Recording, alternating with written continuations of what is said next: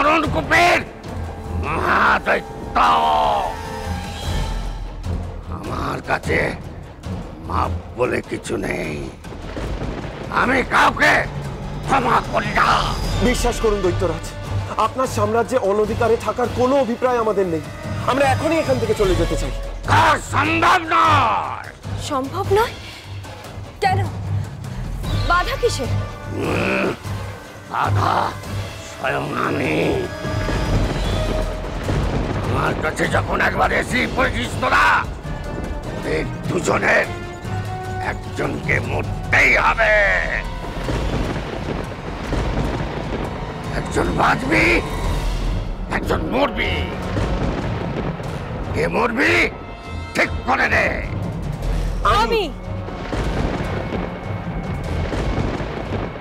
আমি মৃত্যুকে ভয় পাই না। যদি মরতেই হয় তাহলে আমি মরব। না, আমি তা হতে দেব না। আমিও মৃত্যুকে ভয় পাই না। মরতে হলে আমি মরব। আপনি আমায় বাধা দেওয়ার কে? না দৈত্যরাজ, মরতে হলে আমি মরব।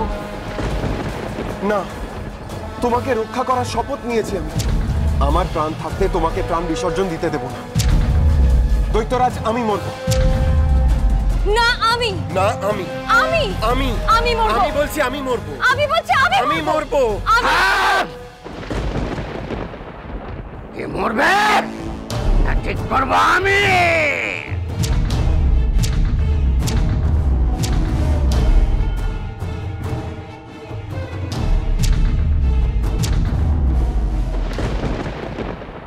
কুমার! কুমার! কুমার! এই মেয়ের জন্য আজ কুমারের প্রাণ সংশয় হলো। তবে কি এই মেয়ে সত্যি অশুভ? তো এই মেয়ের জন্য কুমারের চরম সর্বনাশ হয়েছে। না না, আমি এই মেয়েকে চিনতে ভুল করেছি। না না, আর বিলম্ব নয়, আমাকে এখনই মহারাজকে গিয়ে সব কথা বলতে হবে। সব কথা বলতে হবে। কুমার, আমার কুমারের যে বড় বিপদ। আমার কুমারের মহারাজ কি বলতে বলতে যাচ্ছে এই বুড়ি? ওই মনীষীচ্ছা রাজকুমার মরণকূপে ঝাঁপ দিয়েছে কিরণমালাকে বাঁচাবে বলে, কিন্তু তা কি করে সম্ভব? সব কিছু জানতে পেরে গেছে ওই মনীষীচ্ছা রাজকুমার, আর সেই খবর দিতে যাচ্ছে বুড়িটা। রাজপ্রাসাদে যাচ্ছে খবর দিতে।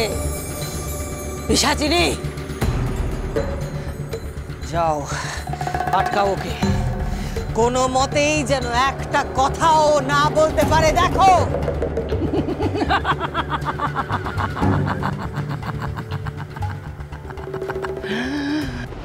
আমি কোনো কথা শুনতে চাই না মহামন্ত্রী।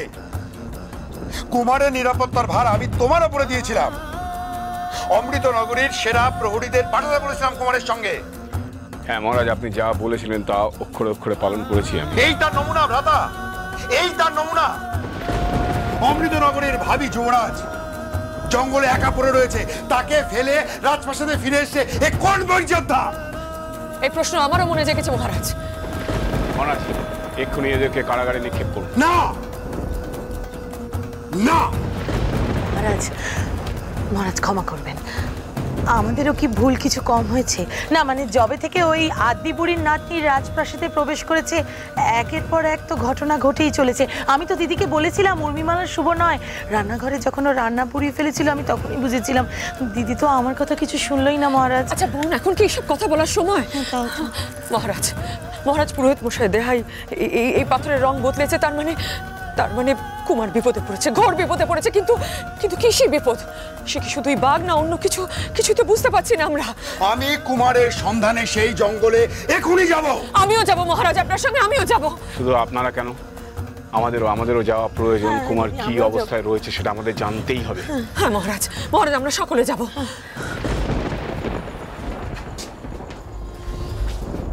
এবার আপনি বলুন, আমাদের মধ্যে আপনি কাকে হত্যা করতে চান? হতে পারে তুই অথবা তুই। তার মানে তোদেরকে 3টে পরীক্ষা দিতে হবে, তারপর আমি ঠিক করব কে মরবে আর কে বাঁচবে।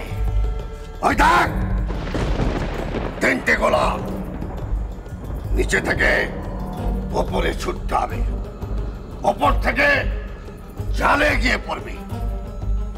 বল আগে কে পরীক্ষা দিবি? আমি দেব।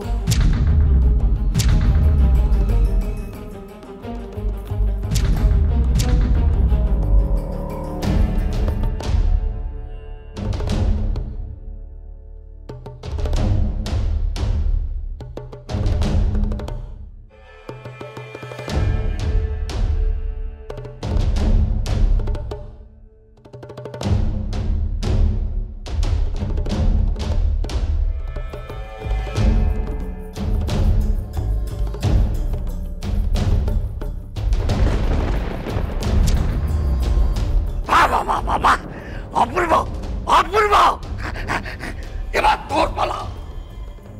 এই দৈত্যর মতলবটা ঠিক বুঝতে পারছি না। আমাকে সবকটা পরীক্ষাতে উর্মিমালার সমান সমান থাকতে হবে, যাতে দৈত্য কোনো সিদ্ধান্ত সহজে না নিতে পারে। কিন্তু পারবো কি? দেখা যাক।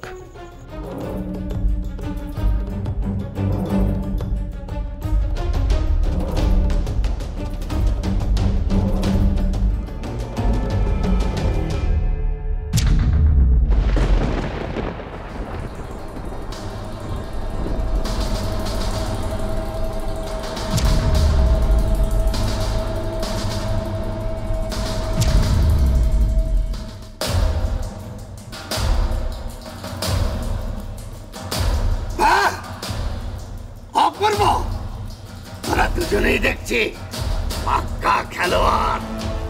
প্রথম পরীক্ষায় তাহলে আমরা দুজনেই উত্তীর্ণ হয়েছি।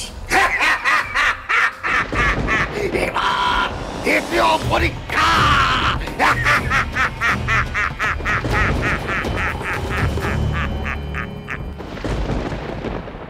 কুমার কুমার কুমার কুমার কুমার কুমার কুমার মহারাজ, মহারাজ, কুমারের তো কোনো সাড়াই পাওয়া যাচ্ছে না। আমার মন যে বড় বিচলিত হয়ে উঠেছে মহারাজ। দিদি, এসো আমার সঙ্গে।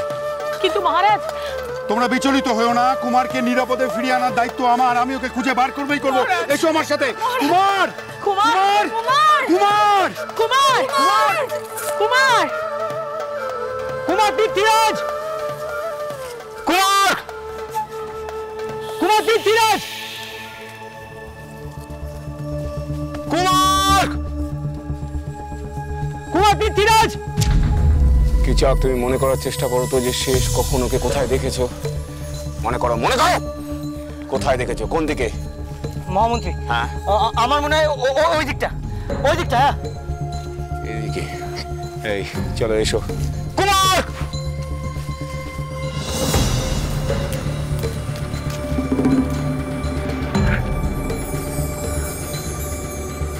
মহারাজ, নিশ্চয়ই কুমারকে খুঁজতে পেরেছে সবাই। কি হবে এবার? কুমার কোথায় যে গেল? কুমার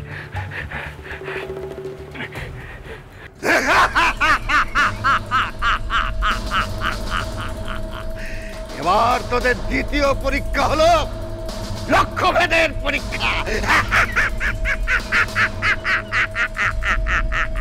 আমি দেখব তোদের দুজনের মধ্যে কে জয়ী হয়।